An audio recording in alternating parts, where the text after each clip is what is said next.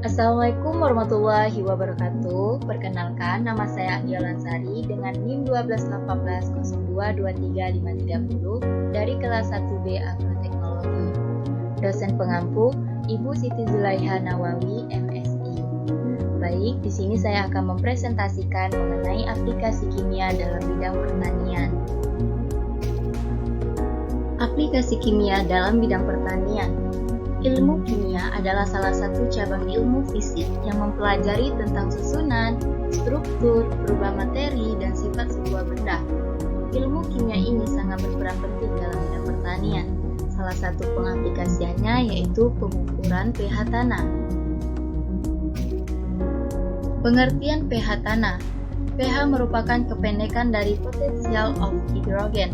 Sedangkan pH tanah adalah suatu standar pengukuran tingkat keasaman atau kebasahan pada suatu lahan yang diukur dengan skala pH antara 0 hingga 14. Dengan mengetahui kadar pH dalam tanah, para petani atau manusia dapat menentukan tanaman apa yang cocok untuk ditanam atau dibudidayakan.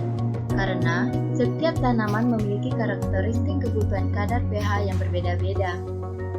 Nah, tingkat keasaman pH memiliki ukuran kisaran antara 1 sampai 14 skala pH.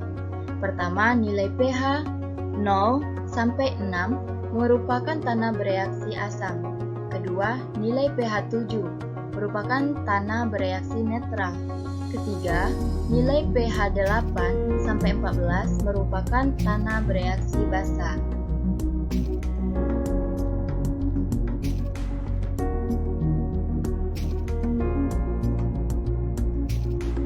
Selanjutnya kita akan mengenal jenis-jenis tanah. Pertama, tanah isetisol. Tanah isetisol adalah jenis tanah yang umumnya berada di daerah beriklim dingin dan biasanya ditutupi oleh lumut atau es seperti di Antartika. Kedua, tanah spodosol dan histosol. Tanah spodosol dan histosol adalah jenis tanah yang basah dan dapat ditemukan di daerah sekitar Kanada yang beriklim sejuk. Ketiga, tanah aridisol merupakan jenis tanah yang bersifat kering hingga padang pasir sehingga jarang ditumbuhi tanaman. Umumnya berada di daerah Timur Tengah dan Australia. Keempat, tanah vertisol. Tanah vertisol ialah jenis tanah campuran lempung pada daerah beriklim tropis lembab dengan dua musim, yaitu hujan dan kemarau seperti di daerah India. Kelima, tanah oksisol, isetisol, dan ultisol merupakan tipe tanah basah yang terdapat di wilayah beriklim tropis seperti di Indonesia. Keenam, tanah entisol dan isetisol.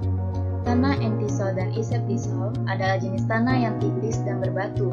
Tipe tanah ini dapat ditemukan di daerah Korea Selatan dan Rusia Barat. Pengaruh pH terhadap kesuburan tanah. Pengaruh pH terhadap kesuburan tanah terdapat 3 jenis pH yang mendasari karakteristik tanah dan biasanya menjadi acuan utama dalam bidang pertanian. Pertama, pH netral. Tanah dengan pH netral berada pada angka 6,5 hingga 7,8. pH netral ini mudah menyerap unsur hara. Kedua, pH asam.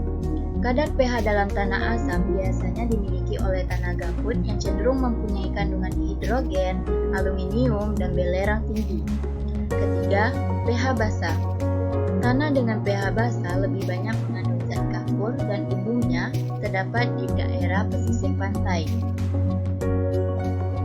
Teknik pengukuran pH tanah. Pertama, pH meter. pH meter ini digunakan untuk mengetahui kadar pH tanah pada kedalaman tertentu. Selain itu, pH meter tanah juga dapat membaca kadar sinar matahari dan kelembaban dari tanah tersebut. Selain itu, pada tingkat kesuburan tanah dapat juga mengetahui kadar nitrogen, fosfat, dan kalium yang tersimpan di dalam tanah tersebut. Cara menggunakan pH meter tanah pun juga sangat mudah.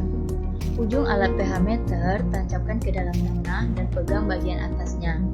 Beberapa saat kemudian akan muncul angka dan tunggu hingga angka yang keluar stabil. Bisa kita lihat pada gambar di samping. Kedua, kedua, kertas lakmus. Pertama, ambil sampel tanah pada 5 titik yang berbeda. Kedua, masukkan semua sampel pada wadah dan campur dengan air. Lalu, biarkan selama 15 hingga 30 menit, hingga tanahnya terpisah atau mengendap. Ketiga, celupkan kertas lakmus pada cairan selama 1 menit dan jangan sampai kertas lakmus bersentuhan dengan tanah. Keempat, jika warna kertas lakmus berubah menjadi ungu, artinya pH tanah tersebut bersifat netral. Jika warnanya merah, berarti tanah bersifat asam. Dan jika warna biru, menunjukkan tanah memiliki pH basah. Cara penetralan pH tanah. Cara penetralan pH tanah ini terbagi menjadi dua. Pertama, cara menaikkan pH tanah. Cara menaikkan pH tanah ini, pertama, memberi kapur pada tanah masam. Kedua, pemberian pupuk sesuai kebutuhan. Ketiga, tambahkan mikroorganisme pengurai. Keempat, jangan menggunakan pupuk yang bersifat asam. Dan yang kelima, menghilangkan gulma. Yang kedua, cara menurunkan pH tanah. Cara menurunkan pH tanah pertama itu tambahkan bahan organik. Kedua, aluminium sulfat. Ketiga, tambahkan sulfur. Keempat, tambahkan urea berlapis sulfur. Kelima, tambahkan bahan tambahan yang bersifat asam lainnya. Dan yang keenam, tanaman yang tahan kondisi basah. Sekian, terima kasih. Wassalamualaikum warahmatullahi wabarakatuh.